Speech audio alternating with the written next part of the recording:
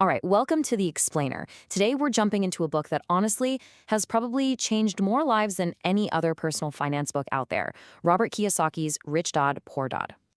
And right there, that single contrast, that's the entire book in a nutshell. It's the story of the author, Robert Kiyosaki, and the two very different dads who taught him about money.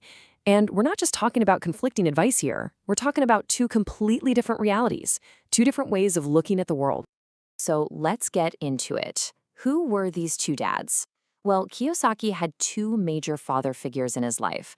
First, there was his actual dad, a super smart, highly educated guy working for the government. He calls him Poor Dad. And then there was his best friend's dad, a savvy entrepreneur who took him under his wing, and he became Rich Dad. I mean, look at this. Their advice was just worlds apart on everything. Work for a company versus buy a company. Don't talk about money versus always talk about money. And having these two completely opposing views, it forced him to actually think. He couldn't just accept what he was told. He had to compare, contrast, and figure out his own way forward. All right, so let's get into the first big lesson of the book. And it all started with a job that a young Kiyosaki took working for, you guessed it, his rich dad. Can you imagine? For weeks, he and his friend Mike were dusting cans in a little grocery store for a measly 10 cents an hour. He got so fed up, so angry, he was ready to walk out. And here's the kicker, that was the whole point. It was all a setup. See, Rich Dad explained that his frustration was basically a mini version of how most adults live their entire lives. He said we're all driven by two powerful emotions, fear and desire. The fear of not having enough money to pay the bills, that's what gets you out the door to a job you probably don't even like. And then the desire for all the nice stuff, the new car, the bigger house, that's what keeps you chasing that next paycheck, that next promotion. It's a trap. And that cycle, that trap, that's what he famously calls the rat race. So the first lesson wasn't about how to make more money. No, it was way deeper. It was about how to get off the hamster wheel completely. So what did they do?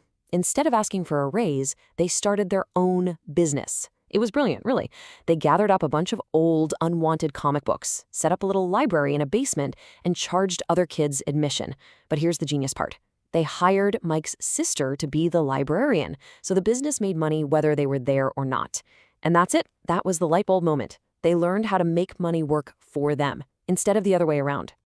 Okay, that first business leads us right into what is maybe the most important lesson in the entire book. It all comes down to understanding two very simple words. Okay, first word, asset. According to Rich Dad, the definition is dead simple. An asset is something that puts money in your pocket. That's it. Forget all the complicated accounting stuff. It's all about cash flow.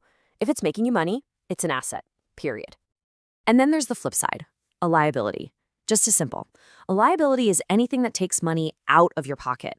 If it costs you money every single month, it's a liability. And this is key. It doesn't matter what your banker calls it or what society tells you. If it drains your cash, it's a liability. So let's see how this plays out in real life. Here's the cash flow for a poor person. It's pretty simple, right? Money comes in from their job, and it goes straight back out to pay for taxes, rent, food, the basics. The asset column? It's empty. There's just nothing left over. Now, this is where it gets interesting. This is the middle-class trap. You get a bigger salary, which is great, but where does that money go? Not into the asset column. Nope. It goes into buying bigger liabilities that everyone thinks are assets, like a house or a fancy car. But those things come with mortgages, car payments, insurance, which just creates more expenses. You're still in the rat race. You're just running on a fancier wheel. But the rich, they play a totally different game. They take their income and they buy assets first, things like real estate that pays them rent or stocks that pay dividends. And what do those assets do? They generate even more income, which they can then use to buy, you guessed it, more assets. It creates this amazing, powerful cycle of wealth that just keeps growing all on its own without them needing to trade their time for it. So this all begs the question, right? How do you actually start building that asset column? Well, the book's advice is simple. You have to mind your own business. And this is a super important distinction that Rich Dad makes. Your profession is not your business. Think about it. Your profession, what you do from 9 to 5, that's just to pay the bills. Your business, on the other hand, is your asset column. It's what you do with your money to build real, lasting wealth. So your business is all about acquiring these kinds of real assets. Businesses you own but don't have to manage day to day, stocks, bonds, rental properties, anything that puts money in your pocket. You use the paycheck from your job to buy these things. That is how you build wealth. That is your ticket out of the rat race. When you boil it all down, the book's message is really this: becoming financially free has less to do with your paycheck and more to do with your mindset. It's all about how you think about money. And nothing sums up the two mindsets better than this final piece of advice from each dad. Poor Dad's path is about finding security by working for someone else. Rich Dad's path is about creating your own security through ownership. It's the difference between being an employee and being the boss. And this right here, this might be one of the most powerful takeaways. Think about it. When you say, I can't afford it, your brain just shuts down. End of story. But when you ask, okay, how can I afford it? Well, that's a question. It forces your brain to get creative, to start problem solving. And that simple switch from a statement to a question is the bedrock of a mindset that actually builds wealth. So at the end of the day, Rich Dad, Poor Dad leaves us with one powerful question to ask ourselves. Is your money working for you, or are you working for your money?